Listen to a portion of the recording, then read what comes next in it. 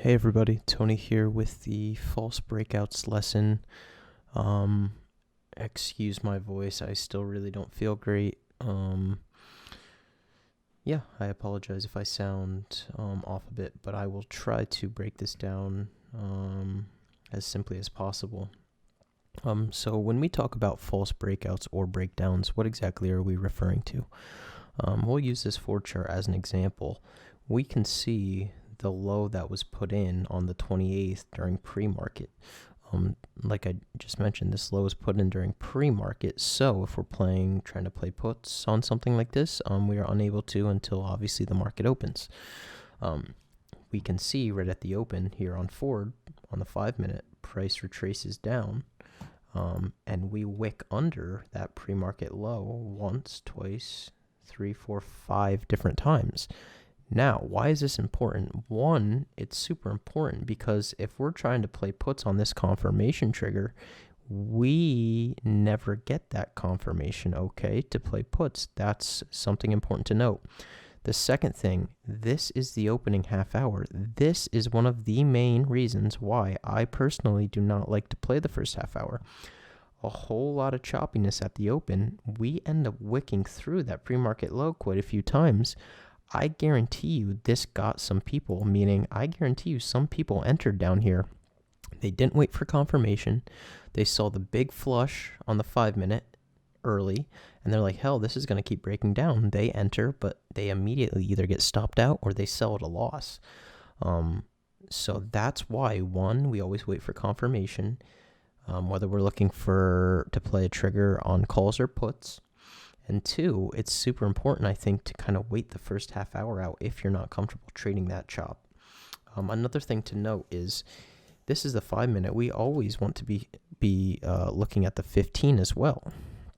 Okay, same scenario. We wick through 3 different times on the 15. But it's always good to use multiple time frames and whatever time frames you're comfortable with using. A couple points I have to make, guys, is there are ways to play false breakouts, okay? And a way to play false breakouts is, one, we're looking for wicks through a zone or through a key support level.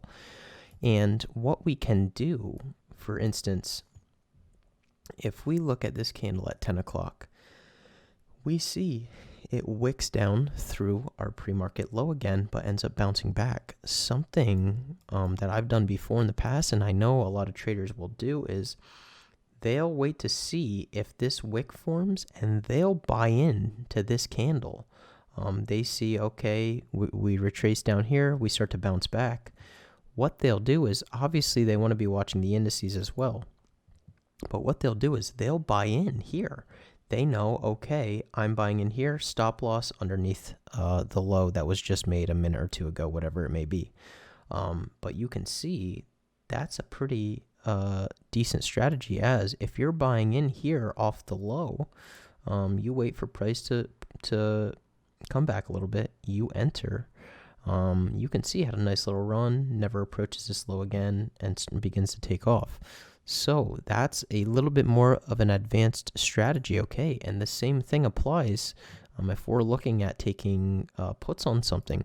Say we're using this level here on Ford. We see rejection.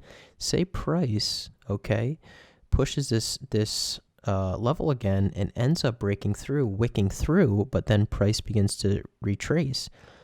Okay, maybe we buy that into that candle, we buy puts as that price retraces a bit. And it may very well pull a move like it did down here where it pulls back instead of running. So those are 2 different strategies I know for a fact people use when playing false breakouts. Obviously, you want to be watching the indices. And we see that happen more often than not during the first half hour. We'll get false breakouts or breakdowns all over the place for only the price to then bounce back or retrace hard. So those are 2 different strategies you can even use to try to play false breakouts.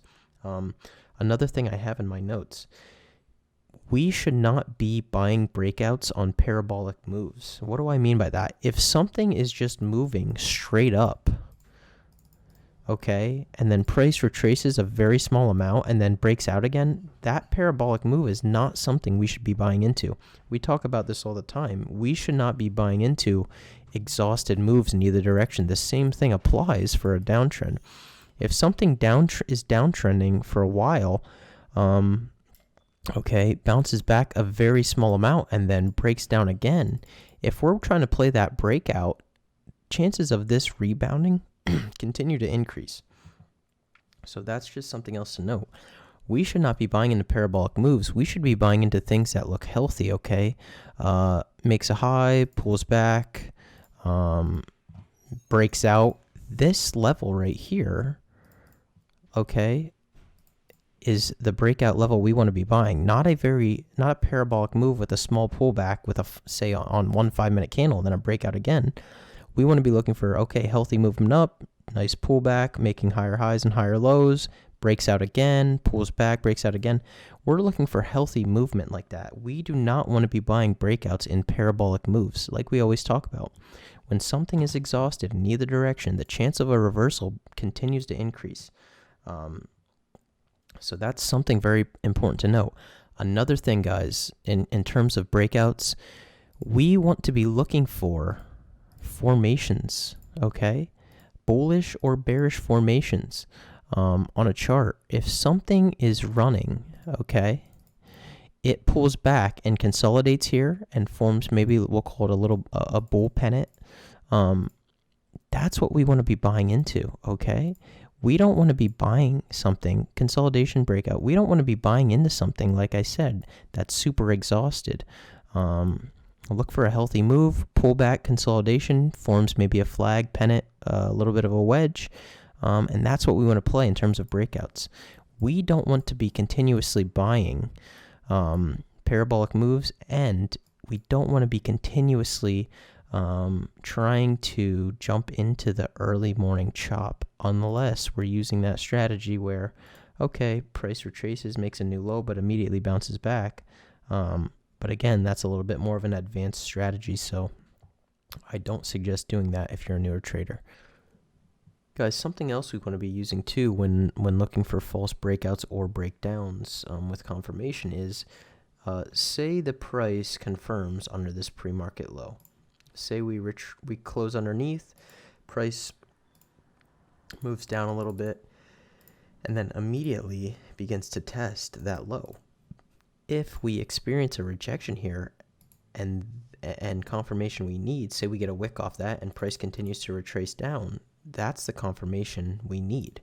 And that's when we want to jump in. We don't want to jump in, really, on a wick. We never want to jump in on a wick. We're always waiting for confirmation. But two, the ideal scenario to look for is, okay, we get that confirmation, but then price tests that level and gets rejected. That's the real confirmation we need, and something to look for. The same thing applies up here. Say we break out of this high, price retraces, okay, and tests that previous resistance. If it bounces off there and begins to run again, that's the confirmation we need. Broke out, confirmation, back tested it, bounced, runs. So those are two other things to look for, guys, in terms of spotting confirmation on breakouts or breakdowns. But I do suggest looking for these wicks early, maybe sitting out the first half hour. It's so important that we wait for confirmation, guys, and we're watching the indices and we're watching everything else. But yeah, guys, that's kind of the breakdown of how I personally will look for false breakouts, even ways to play false breakouts. But yeah, guys, I hope this lesson helped. There is sometimes, guys, with false breakouts, they're just going to get you and there's nothing you can do about it. But that's the beauty of having a stop loss or respecting your stop loss. If you buy puts on something that confirms under a trigger and immediately bounces back, we have to cut it. And I preach that all the time. But I hope this lesson helps, guys. And I will talk to you soon. Thanks.